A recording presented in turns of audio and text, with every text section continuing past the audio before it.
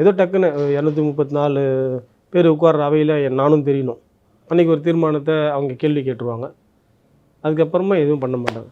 அடுத்த அந்த கூட்டத்தொடர் வெளியே விட்டு வந்து அவங்களோட ப்ரெஸ் மீட்டிங்கில் என்ன சொன்னாங்க நீங்கள் பார்த்தீங்களா?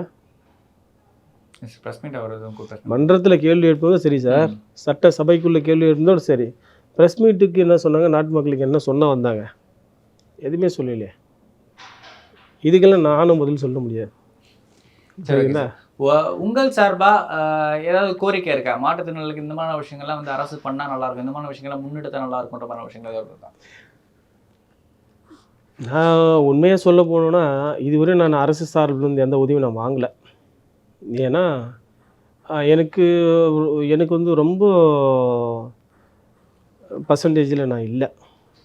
கூட எனக்கு வந்து எல்லா தேவைகளும் வந்து என்னால் செஞ்சுக்க முடிய ஒரு கட்டத்தில் நான் இருக்கிறதுனால, எனக்கு இப்போனா அரசு கொடுக்குற அந்த மாற்றுத்திறனாளியோட சர்டிஃபிகேட் என்கிட்ட இருக்குது. அட்டை இருக்குது. இன்றைக்கி வந்து நான் ட்ரெயின் பாஸு இந்தியா முழுவதும் நான் எங்கே வேணால் போகலாம். பஸ்ஸில் தமிழ்நாடு முழுவதும் எங்கே போகலாம், ட்ரெயின்லேயும் தமிழ்நாடு முழுவதும் எங்கே போகலாம். என் கூட வந்து ஒருத்தர் துணைக்கு வரலாம். இது எல்லாம் சலுகை இருக்குது. மாதம் 1000 ரூபா கொடுக்குறாங்க. ப்ளஸ் வந்து மாற்றுத்திறனாளிக்கு வந்து கடை வச்சுக்கிறதுக்கான ஊக்கத்தொகை இது லோன் கொடுக்குறாங்க. எல்லாமே இருக்குது. ஆனால் நான் எதையுமே செஞ்சுக்கல, எதையுமே நான் பெற்றுக்கல. அப்போ வந்து இது அரசு செய்யலைன்னு நான் சொல்ல முடியாது. அரசு என்னென்ன செய்யணுன்றது தேவையை வந்து என்னால் அதை சொல்ல முடியல.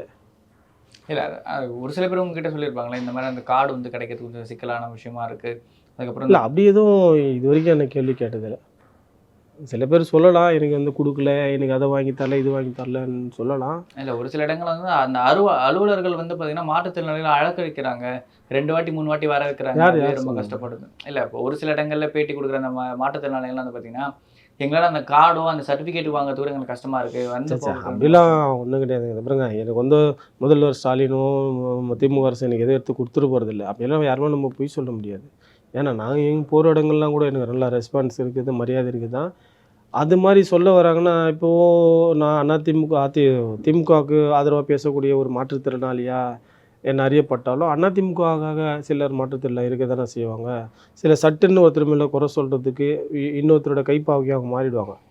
அப்போ வந்து என்ன இது பண்ணல, அது பண்ணல, எனக்கு செய்யலை இப்படின்ற குற்றச்சாட்டெல்லாம் வைக்கிறாங்க. ஆனால் உண்மையாகவே யாருமே அந்த இது மறுதளிக்க மாட்டாங்க, செஞ்சு தருவாங்க. இப்போ பாமகவை வந்து பார்த்தீங்கன்னா உள்ள வந்து ராமதாஸ் அவர்களுக்கும் அன்புமணி ராமதாஸ் அவர்களுக்கும் ஒரு சின்ன ஒரு மோதல் வந்து போய்கிட்டு இருக்கு. இந்த மோதலுக்கு காரணம் யாருன்னு நினைக்கிறீங்க? ஏன்னா எல்லாருமே இந்த பாஜக தான் இதுக்கு காரணம் அப்படின்றாங்க, ஒரு சில பேர் தனிப்பட்ட காரணங்கள் அப்படின்னு நினைக்கிறாங்க.